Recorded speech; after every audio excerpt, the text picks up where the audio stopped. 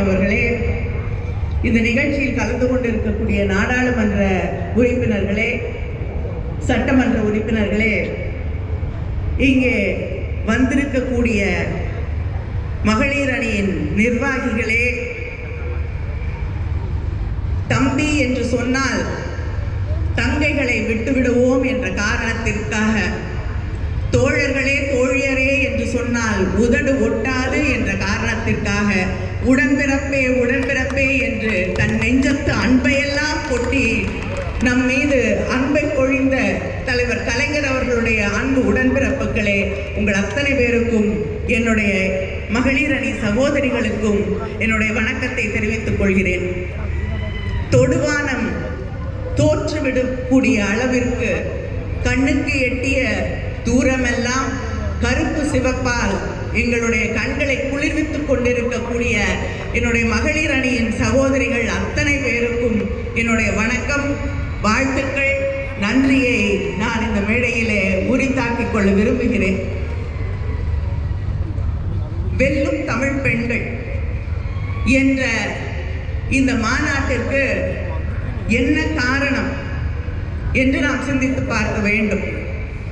ஒன்று, நமக்கான ஒரு ஆட்சியை, பெண்களுக்கான ஒரு ஆட்சியை, பெண்களின் எதிர்காலத்தை பெருமைப்படுத்தக்கூடிய ஒரு ஆட்சியை நடத்தி கொண்டிருக்கக்கூடிய நம்முடைய முதலமைச்சர் அண்ணன் தளபதி அவர்களுக்கு நன்றி சொல்லக்கூடிய ஒரு மாநாடு இந்த மாநாடு.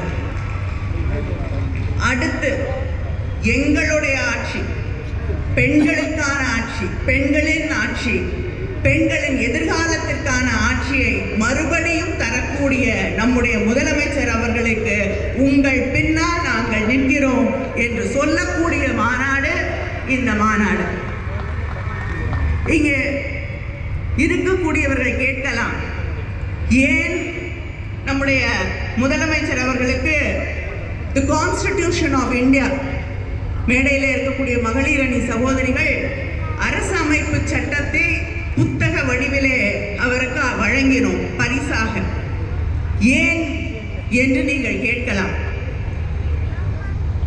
அரசியலமைப்பு புத்தகத்தின் முக உரையில் சொல்லப்பட்டிருப்பது we the people, மக்களாகிய நாம். இந்த மேடையிலே மகளிராகிய நாங்கள் உங்களிடம் இந்த நாட்டை, தமிழ்நாட்டை இல்லை, இந்த நாட்டை ஒப்படைத்திருக்கிறோம், இந்த நாட்டின் எதிர்காலத்தை ஒப்படைத்திருக்கிறோம். நம்முடைய அரசமைப்பு சட்டம் நமக்கு தரக்கூடிய செய்தி justice, equality, fraternity and liberty. இதை பாதுகாக்க வேண்டும் என்பதுதான். அந்த நீதி, சுதந்திரம், சமத்துவம், சகோதரத்துவத்தை காப்பாற்றக்கூடிய ஒரே முதலமைச்சர் நம்முடைய முதலமைச்சர் அண்ணன் தளபதி அவர்கள் என்ற நம்பிக்கையை நாம் மட்டும் இல்லை, இந்த நாடே அவர் மீது வைத்திருக்கிறது.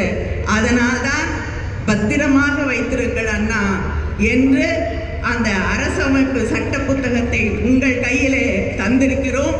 இந்த நாட்டை, தமிழ்நாட்டை இல்லை, இந்த நாட்டை பாதுகாக்க வேண்டிய கடமை உங்கள் கைகளில் இருக்கிறது. ஏனென்றால் உங்கள் குரல் வந்த பிறகுதான் இந்த நாட்டில் உங்களுக்கு பின்னால் தான் ஒவ்வொரு குரலாக அங்கே இருக்கக்கூடிய பாசிச அரசுக்கு எதிராக எழக்கூடிய அத்தனை குரல்களும் உங்களுக்கு பின்னால் அணிதிரக்கூடிய குரல்களாகத்தான் இன்று இருந்து கொண்டிருக்கிறது. அதனால்தான் இந்த நாடு உங்களை நம்பி இருக்கிறது என்பதை நான் திரும்ப திரும்ப திரும்ப இங்கே சொல்லிக்கொள்ள விரும்புகிறேன்.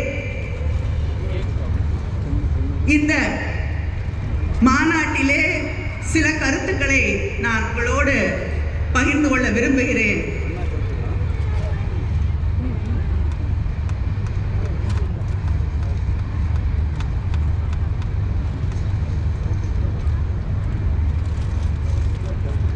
இந்த ஆட்சி மகளிருக்கான ஆட்சி என்று நாம் சொல்கிறோம். கலைஞர் மகளிர் உரிமை தொகை இன்று 1,30,00,000 சகோதரிகளுக்கு, தமிழ்நாடு முழுவதும் இருக்கக்கூடிய சகோதரிகளுக்கு தரப்படுகிறது. நம்மளை பார்த்து நிறைய பேர் கேட்குறாங்க, தேர்தல் நேரத்தில் வாக்குறுதி கொடுத்தீங்களே நிறைவேற்றுறீங்களான்னு. இந்த 1,30,00,000 சகோதரிகள் சொல்லுவார்கள், நாங்கள் கொடுத்த வாக்குறுதியை நிறைவேற்றி இருக்கிறோம் என்பதை பறைசாற்றக்கூடியவர்கள் அவர்கள். அதே போல புதுமை பெண் திட்டம், கல்லூரிக்கு போகக்கூடிய சாதாரண சாமானிய குடும்பங்களிலிருந்து வரக்கூடிய பெண்களுக்கு கல்வி தடைபடக்கூடாது என்பதற்காக மாதம் 1000 ரூபாய் வழங்கக்கூடிய புதுமை பெண் திட்டம், விடியல் பயணம். பெருமையோடு சொல்கிறேன், 47% உழைக்கக்கூடிய, வேலைக்கு போகக்கூடிய பெண்கள் இருக்கக்கூடிய மாநிலம் தமிழ்நாடு. வேற எந்த மாநிலத்திலும் அதற்கான வாய்ப்புகள் உருவாக்கப்படவில்லை. நமக்கு 47% பேர் இருக்கோம்னா அதற்கு காரணம் அதற்கான வாய்ப்புகள், கல்வி, அடிப்படை கல்வி வழங்கப்பட்டது, கல்லூரிக்கு போகக்கூடிய வாய்ப்புகள் உருவாக்கி தரப்பட்டது. ஒரு பாதுகாப்பான மாநிலமாக இந்த மாநிலம் இருக்கக்கூடிய ஒரே காரணத்தால தான் 47% இந்தியாவிலேயே அதிகமாக உழைக்கக்கூடிய, வேலைக்கு போகக்கூடிய பெண்கள் இருப்பது தமிழ்நாடு. இந்த பகுதி கோவை, கரூர், ஈரோடு, திருப்பூர், நீலகிரி, நாமக்கல், இங்க புத்தொழில் ஸ்டார்ட் அப்ஸ் கிட்டத்தட்ட 2282 பேர் புதிதாக ஸ்டார்ட் அப்ஸ் துவங்கி இருக்காங்க. ஆண்கள் வருத்தப்படக்கூடாது, அதில் 56% பெண்கள். அதை உறுதி செய்த ஆட்சி திராவிட முன்னேற்ற கழக ஆட்சி. அதே போல தமிழ்நாட்டில் கல்வி இல்லை, கல்வி வளர்ச்சி இல்லைங்கிறாங்க. உயர்கல்விக்கு போகக்கூடிய பெண்களுடைய சதவிகிதம் இந்தியாவில் 28%. ஆனால் தமிழ்நாட்டில் உயர்கல்விக்கு போகக்கூடிய பெண்களுடைய சதவிகிதம் 48. நேஷனல் ஆவரேஜை விட நம்ம 20% தான் அதிகமாக இருக்கும். இது வளர்ந்த நாடுகளுக்கு இணையான ஒரு சதவிகிதம். அதே போல படிக்கக்கூடிய பெண்களுக்கு, வேலைக்கு போகக்கூடிய பெண்களுக்கு தோழி விடுதிகள் என்று அவர்கள் தங்குவதற்காக அந்த விடுதிகளை உருவாக்கி அந்த பெண்களை பாதுகாப்பாக வைத்திருக்கக்கூடிய ஆட்சி நம்முடைய அண்ணன் தளபதி அவர்களுடைய ஆட்சி. ஆனால் எதிர்கட்சிகள், உதயநிதி பேசும் பொழுது சொன்னாரே, எதிரிலே இருக்கக்கூடிய சங்கி கூட்டம், அடிமைகள் கூட்டம் என்று. அவங்க இன்னைக்கு தமிழ்நாட்டை பார்த்து, நம்முடைய ஆட்சி திராவிட முன்னேற்ற கழக ஆட்சியை பார்த்து பெண்களுக்கு பாதுகாப்பே இல்லை என்று ஒரு கருத்தை சொல்லிக் கொண்டிருக்கிறார்கள். நான் 2 உதாரணத்தை மட்டும் சொல்ல விரும்புகிறேன். பொள்ளாச்சி அதிமுக ஆட்சியிலே, பொள்ளாச்சியிலே நடைபெற்ற பெண்களுக்கு எதிராக நடந்த குற்றங்கள், வன்முறைகள் என்னன்னு நம்ம அத்தனை பேருக்கும் தெரியும். திராவிட முன்னேற்ற கழகம் அண்ணன் தளபதி அவர்களுடைய ஆணைக்கிணங்க அங்கே நாம் மகளிர் அணி அந்த போராட்டத்தை கையிலே எடுத்து, அந்த போராட்டத்துக்கு போக கூட விடலை, சாலையிலே அமர்ந்து எங்கள் போராட்டத்துக்கு போக விடலைன்னா நாங்கள் மறியல் செய்வோம் என்று சொன்ன பிறகு, அங்கே அமர்ந்த பிறகுதான் போராட்ட களத்திற்கே போக விட்டாங்க. அங்கே பாதிக்கப்பட்டு போலீஸ் ஸ்டேஷனில் கம்ப்ளைண்ட் கொடுத்த பெண் எத்தனை அச்சுறுத்தல்களுக்கு ஆளானார்கள். அந்த குடும்பத்தில் இருக்கக்கூடியவர்கள் எல்லாம் தாக்கப்பட்டார்கள். எடப்பாடி பழனிசாமி அவர்களுடைய ஆட்சியிலே பிறகு, நம்முடைய போராட்டத்திற்கு பிறகுதான் அந்த பெண்களுக்கு நியாயம் கிடைக்கக்கூடிய வகையிலே அந்த வழக்கு சிபிஐக்கு வழங்கப்பட்டது. நம்முடைய ஆட்சியிலே அந்த பெண்களுக்கு ஒரு நியாயம் கிடைத்திருக்கிறது.